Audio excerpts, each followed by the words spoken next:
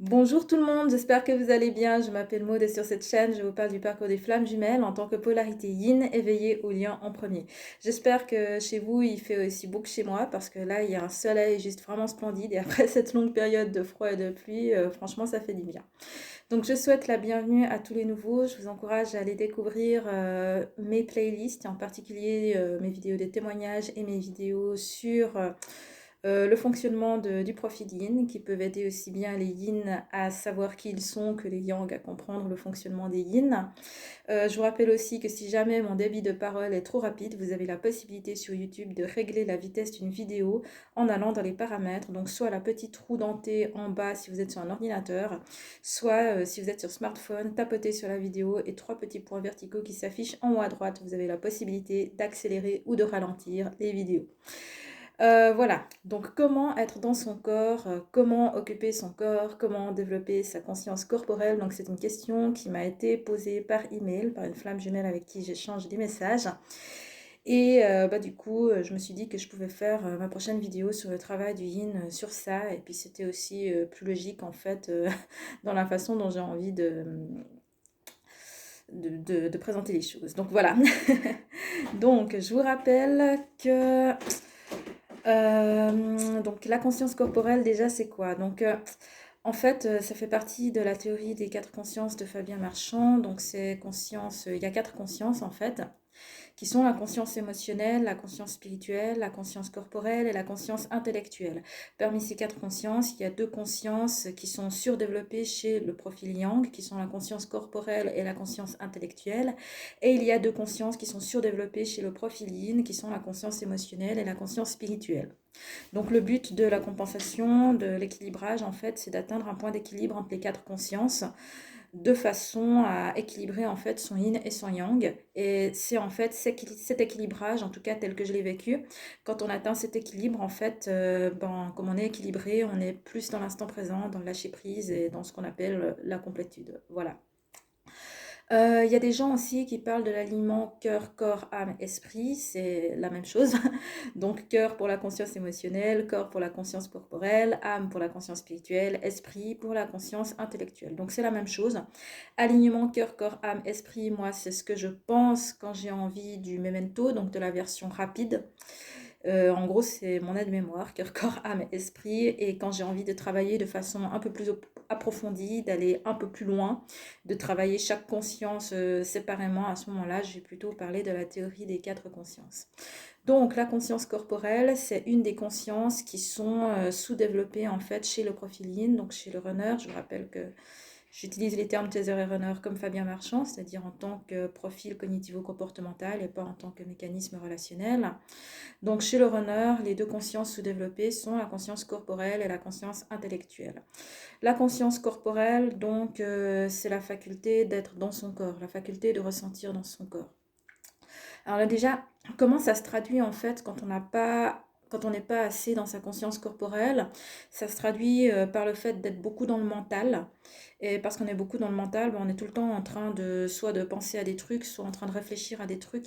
Ça peut être confondu avec la conscience intellectuelle, mais en fait, c'est pas ça la conscience intellectuelle. Donc quand on n'est pas assis dans son corps, on est beaucoup dans le mental, soit on rumine des choses qui du coup vont aussi faire écho avec la conscience émotionnelle, soit on est dans la rêverie, dans un autre monde, là ça va être relié aussi à l'excès de conscience spirituelle. Donc on n'est pas assis dans son corps, on n'est pas totalement connecté à ses sensations. Quand on a un peu de peine à faire des activités qui demandent trop de dextérité, on a d'ailleurs de la peine globalement à mettre en œuvre les choses, d'où la procrastination. On peut aussi faire preuve d'une certaine maladresse physique parce que comme on n'est pas complètement dans son corps, on a un peu de peine aussi à évaluer en fait les distances. Donc personnellement, avant la compensation, j'étais beaucoup plus maladroite que je ne le suis maintenant. Donc je suis toujours pas quelqu'un d'adroit, hein. Je le serai sûrement jamais. Mais j'ai quand même remarqué qu'il y avait eu une nette amélioration sur ce plan-là. Donc voilà. Donc, en fait, pour le profil Yin, étant donné que sa conscience corporelle n'est pas assez développée, il va falloir développer en fait cette conscience corporelle. Donc, comment est-ce qu'on fait pour occuper son corps? Donc, comme je l'ai dit tout à l'heure, quand on n'est pas dans son corps, on est beaucoup dans le mental. Comment occuper son corps? Globalement, pour le dire de façon rapide, ça va beaucoup consister à à poser le mental, en fait, pour être beaucoup plus dans l'action, pour être beaucoup plus dans le moment présent, pour être beaucoup plus concentré en fait sur ce qu'on est en train de faire au moment où on est en train de le faire.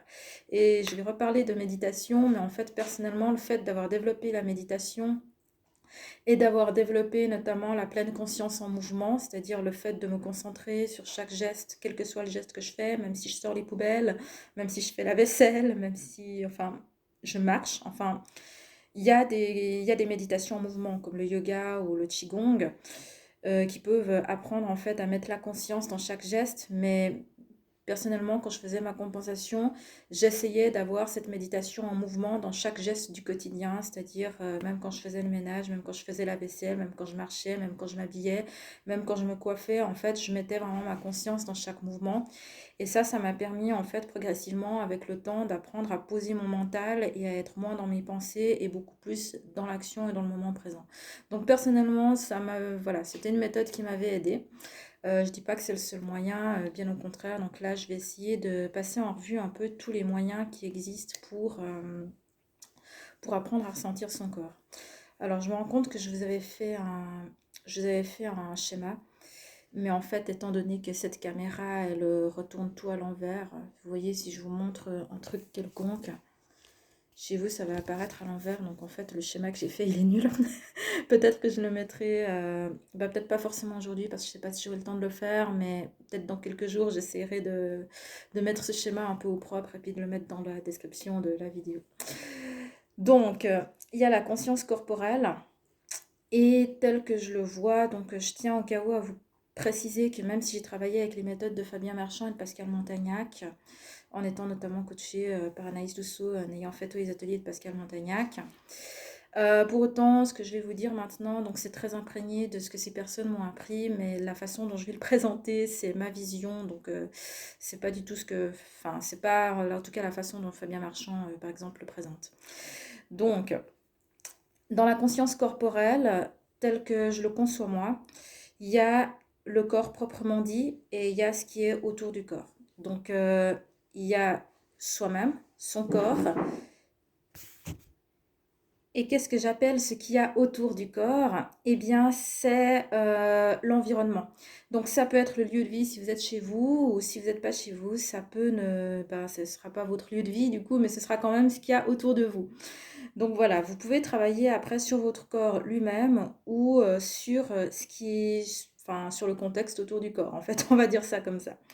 Ensuite, quand vous travaillez sur le corps vous-même, là aussi, vous pouvez travailler à l'interne ou à l'externe. C'est-à-dire que par exemple, vous avez 5 sens, donc la vue, le toucher, l'ouïe, l'odorat et le goût. Alors, certains de ces 5 sens, vous pouvez les travailler à l'interne et d'autres, vous pouvez les travailler à l'externe. Par exemple, pour ce qui est du toucher, vous pouvez, par exemple, si vous fermez les yeux, vous concentrer sur qu'est-ce que je ressens autour de moi. Donc, par exemple, à l'instant T, là, si je ferme les yeux, je suis en train de toucher le tissu de ma robe. Je suis aussi en train de toucher la chaise qui est sous moi et le dossier qui est dans mon dos. Et si j'étais dehors, ben, potentiellement, il pourrait y avoir du vent ou quelque chose comme ça. Maintenant, si je me concentre à l'interne, c'est-à-dire qu'est-ce que je ressens en termes de sensations à l'intérieur, c'est un peu plus compliqué à faire au début, mais ça va consister à essayer de savoir vraiment comment sont les énergies à l'intérieur de soi, qu'est-ce qu'on ressent en soi. Par exemple, quand vous avez une émotion, vous êtes en colère, comment est-ce que la colère, elle se manifeste à l'intérieur de votre corps, ou etc., etc.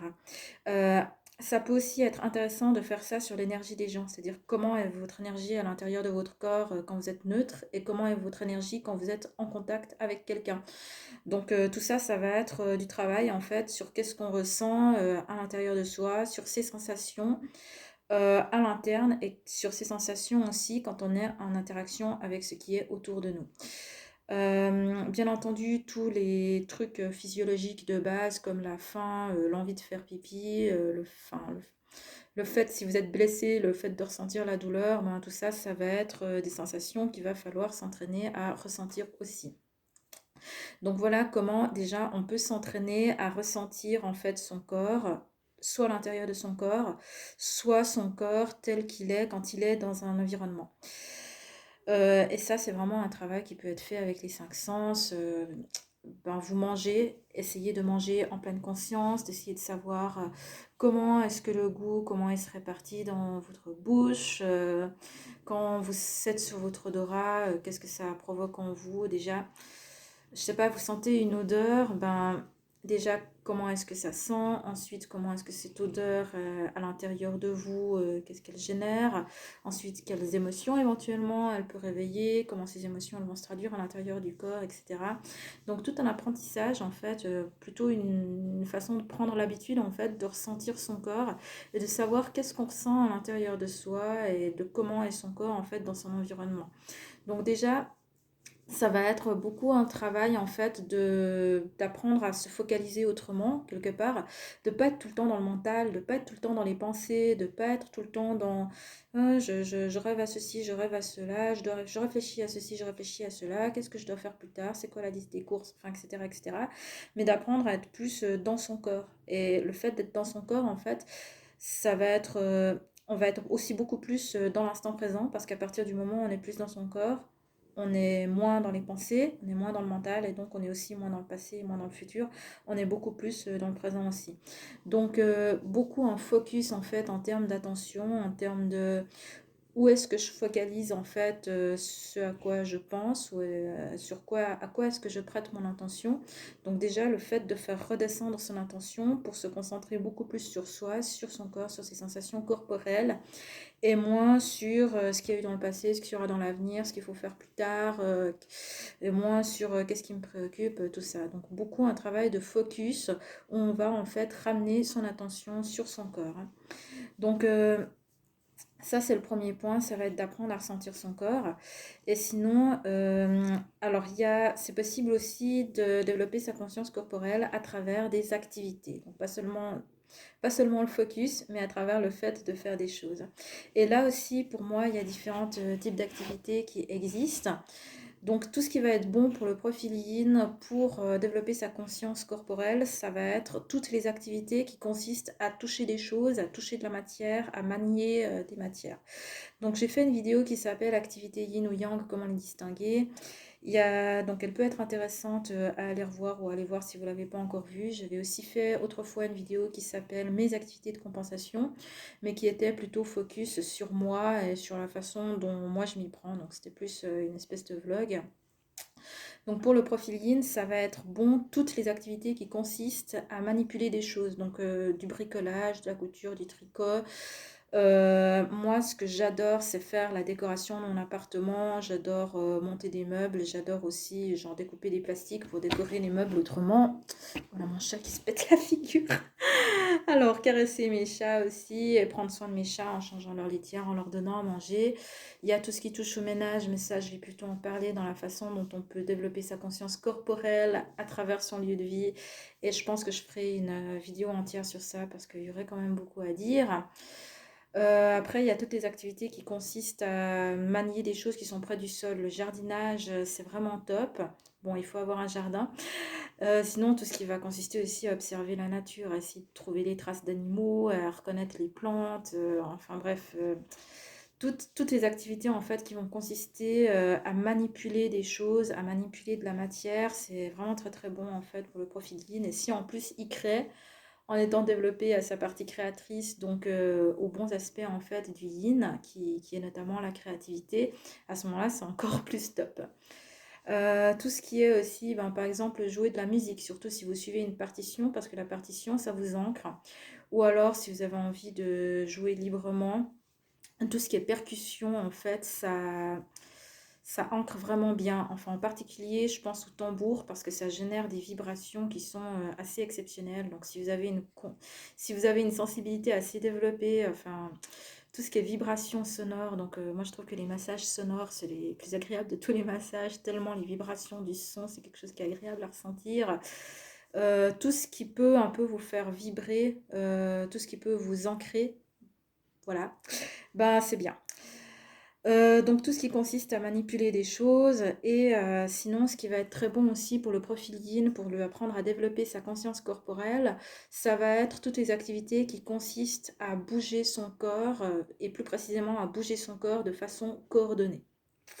Donc dans tout ça, il y a le sport. Bon, personnellement, je vous avoue que j'aime pas trop ça, donc j'en fais pas beaucoup. Aussi, là, je vous donne des idées avec une liste de choses à faire, mais vous n'êtes pas obligé de faire la totalité. Après, vous allez piocher dans où sont vos affinités. Donc le sport, c'est très bon pour le profil yin. Personnellement, j'ai horreur de ça, donc je le fais pas trop. Mais voilà, c'est personnel. Plus précisément, dans le sport, ce qui va être bon pour le yin, ça va être toutes les activités qui consistent à mettre son corps en mouvement de façon coordonnée, donc notamment les arts martiaux. Quand je dis arts martiaux, c'est pas forcément le qigong et le yoga, même plutôt moins, mais ça va être tout ce qui est arts martiaux, un peu plus, je sais pas, tactile, genre le judo par exemple, le jiu-jitsu, ou ce que vous voulez. Il y a après tout ce qui est danse, qui va vous apprendre à bouger votre corps en fait de façon coordonnée. De façon coordonnée. Euh, et en fait, la danse en même, si vous le faites vraiment en prenant des cours, ça va être assez exigeant parce qu'il va vous falloir prendre conscience en fait de la totalité de votre corps, y compris des mouvements comme l'inclinaison du torse, comme la façon dont vos doigts sont orientés. Donc au début, ça peut être assez difficile pour le profil yin parce que justement, comme il a une conscience corporelle qui est peu développée, ben, c'est plus dur pour lui en fait d'apprendre ce type d'exercice par rapport à quelqu'un dont la conscience corporelle est naturellement bien développée. Mais c'est justement parce que c'est plus dur qu'il faut le faire, parce que c'est ça qui vous permettra de faire des progrès, forcément. Donc l'être humain a naturellement tendance à toujours aller vers ce en quoi il a de la facilité. C'est pour ça que personnellement j'ai plus d'affinité pour le Qigong par exemple. Mais en réalité, ce qui va me faire le plus de bien, ça va vraiment être de la danse, par exemple. Moi, j'avais fait un peu de disco fox à une époque. J'aime bien les danses de salon aussi. Malheureusement, à l'époque où on vit, ben, il n'y a plus trop ce type d'événements qui existent. Mais enfin bref, vous comprenez l'idée. C'est que tout ce qui est danse coordonnée, c'est chouette parce que vraiment, ça apprend en fait à bouger son corps juste dans ses moindres détails. Donc ça, c'est aussi un type d'activité qui est très bon. Après, sans aller jusque-là, une fois de plus, toute activité qui consiste à bouger son corps, toute activité qui consiste à manier des choses, c'est bon à prendre. Ensuite, il y a un dernier point sur lequel, à mon sens, on peut développer la conscience corporelle, ça va être tout ce qui consiste à prendre soin de soi. Donc personnellement, je ne sais pas si tous les profils yin sont comme ça. Bon, de toute façon, on est tous différents à la base, c'est-à-dire que même si vous êtes polarisé yin ou yang, on ne part pas tous à la base avec le même niveau d'équilibre ou de déséquilibre. Donc possiblement, moi j'étais très très très polarisée yin en fait, mais peut-être vous pouvez aussi être un profil yin qui était un peu moins déséquilibré, et puis voilà, c'est ok aussi. Donc il ne faut pas tout prendre au premier degré, il faut voir à quel point d'équilibre vous en êtes et à quel point du parcours vous en êtes aussi. Donc tout ce qui consiste à prendre soin de soi, il y a eu une époque où j'avoue que je ne le faisais pas du tout, où je le faisais très difficilement, c'est-à-dire que je faisais un peu le minimum vital, c'est-à-dire prendre sa douche et se coiffer, et je faisais absolument rien d'autre. Et ça a vraiment été quand j'ai commencé à travailler ma conscience corporelle, que j'ai commencé à modifier les choses dans la façon de prendre chez moi, à davantage, par exemple, m'intéresser aux cosmétiques, à choisir des produits qui soient bien pour ma peau, à chercher à trouver des autres techniques d'épilation, à essayer de regarder si mes sourcils sont bien coiffés. Tout ce qui consiste aussi au travail, tout ce qui touche aussi à la tenue vestimentaire. Donc ça a été quand j'ai commencé à développer ma conscience corporelle, que j'ai commencé à m'intéresser au shopping, à comment m'habiller, à qu'est-ce qu'elle allait physiquement me mettre en valeur, etc., etc., quelles couleurs me vont bien. Donc, du coup, tout le travail en fait sur l'apparence vestimentaire, ça peut être intéressant aussi. Bon, bien sûr, il faut pas non plus que l'apparence vestimentaire soit un masque de plus pour faire bien. Mais personnellement, de là où j'en étais, je m'occupais pas du tout de mon style vestimentaire, et ça a été le fait de travailler cet aspect-là. En fait, ça m'a beaucoup aidé à m'ancrer dans la conscience corporelle. Après, il y a tout ce qui est prendre soin de son corps. Bon, le sport peut en faire partie, mais personnellement, j'étais plus dans le massage, dans le fait d'apprendre à faire des automassages, dans le fait d'apprendre à me prélasser, en fait. J'ai aussi appris parfois à magnétiser certaines parties de mon corps où il y avait des petits bobos pour que j'aille mieux. tout ce qui consiste à essayer de trouver des autres techniques de coiffure. Et puis après, il y a tout ce qui a trait à l'alimentation aussi. Bon, j'avoue que personnellement, c'est pas un axe, l'alimentation, que j'ai essayé de travailler volontairement parce que c'est un truc qui me saoule assez, de façon assez forte en fait, de me dire je dois me priver de cet aliment, je dois me priver de cet aliment, je dois me priver de cet aliment, il faut que je mange ça, ça, ça, ça. C'est un truc personnellement, ce sera invivable pour moi. Par contre, c'est vrai que quand, au fur et à mesure qu'on est de plus en plus équilibré et qu'on est de plus en plus à l'écoute de son corps, ben naturellement, on n'a plus envie des trucs qui sont pas bons pour le corps en fait, et on se met ben, naturellement à chercher plutôt une alimentation et des boissons saines. Donc, dans mon cas, ça c'est plutôt quelque chose qui s'est fait tout seul. Mais si vous, ça vous parle de travailler de façon active sur votre alimentation en disant bah, je vais rééquilibrer mon assiette, je vais essayer de manger que des produits de bonne qualité que j'aurais cuisiné moi-même et patati et patata, et ben faites-le. Donc comme je l'ai dit au début de la vidéo et que dans plusieurs vidéos, c'est comme je vois le travail sur soi, en fait, le corps, l'être humain comme un système, donc avec vraiment une vision holistique. Vous travaillez pas sur un aspect, mais vous travaillez sur tous les autres aspects autour. Au bout d'un moment, ben, l'équilibre, il va se faire quand même, en fait. Dans mon cas, l'alimentation, c'est pas quelque chose que j'ai travaillé de façon active, mais après, ça se rectifie de façon tout seul. Enfin, ça s'est rééquilibré tout seul. Et si vous, de l'autre côté, vous avez envie de travailler sur l'alimentation et sur le sport, mais que vous avez moins envie de faire le ménage, c'est ok aussi. Donc vraiment, on a tous notre façon de faire selon nos affinités. L'important, c'est ben, d'aller dans la bonne direction.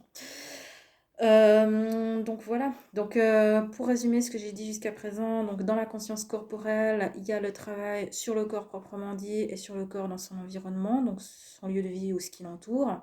Et dans le travail sur le corps, il y a le fait de ressentir ses sensations internes ou les sensations du corps avec l'extérieur, donc avec le vent par exemple, ou avec les sons autour de soi, le bruit des voitures ou le bruit des cloches des vaches, selon où vous êtes. Il y a tout ce qui touche à l'ancrage aussi, j'en ai pas beaucoup parlé, mais j'ai fait une vidéo entière sur la difficulté d'incarnation du yin et la nécessité de l'ancrage, donc au cas où, allez la regarder. Et ensuite, il y a la possibilité de développer sa conscience corporelle à travers des activités, donc soit manier la matière, soit coordonner son corps, ou alors prendre soin de son corps, y compris, j'ai envie de dire, dans les détails.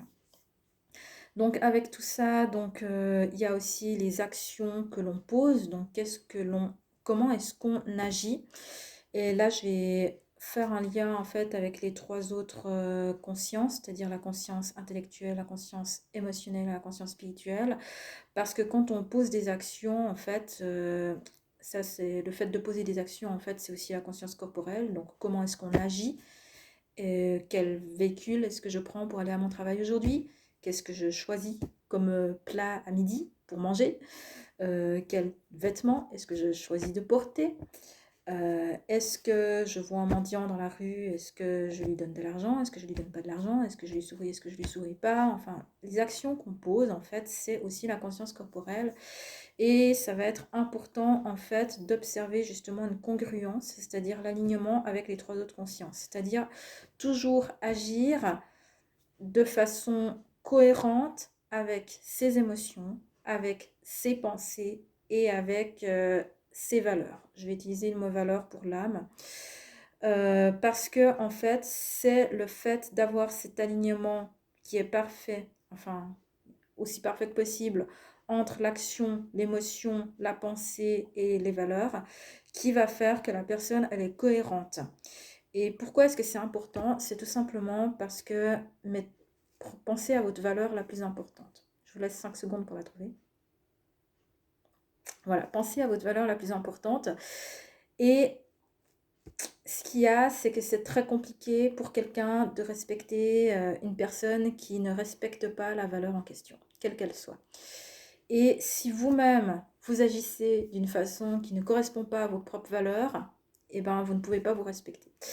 Et de même que si vous agissez d'une manière qui est contraire en fait à votre émotion, donc à ce que vous ressentez, ben, ça crée un conflit à l'intérieur de vous. Et ben, du coup, ça crée de la toxicité à l'intérieur de vous, ça va générer des émotions pas agréables, quelles qu'elles soient. Ça peut être de la culpabilité, ça peut être du malaise qu'on n'arrive pas trop à définir, ça peut être de la colère. Enfin, quoi qu'il en soit, le fait d'agir de façon pas cohérente, par rapport à ce qu'on pense ou à ce qu'on ressent ou de façon contraire à ses valeurs, ça va générer des émotions pas agréables, ça va générer des émotions toxiques et ça va à la longue créer en fait un manque de respect de soi et d'estime de soi. Donc voilà, je terminerai cette vidéo avec ce point, c'est que au niveau des actes, toujours agir de façon cohérente avec son ressenti, avec ses pensées, avec ses émotions et avec ses valeurs. Et ça donne quelqu'un qui est cohérent, affirmé et posé dans son droit à être soi-même et dans son droit à son existence. Mais tout ça, peut-être, je le développerai plus tard dans des autres vidéos. Donc voilà, je pense que j'ai un peu fait le tour par rapport à la conscience corporelle. J'essaierai de vous mettre le schéma dans les prochains jours, mais je ne sais pas si j'y arriverai tout de suite. Donc voilà, le cas échéant, excusez-moi. Je vous retrouve bientôt dans des prochaines vidéos. Donc là, j'ai une vidéo sur le pardon que j'ai déjà tournée, que j'essaierai de mettre en ligne durant la semaine, mais je voulais faire celle-là en premier. Je vous dis merci de m'avoir écouté jusque-là. À bientôt dans une prochaine vidéo. Prenez soin de vous et profitez bien du soleil. Allez, bye bye. Ciao, ciao.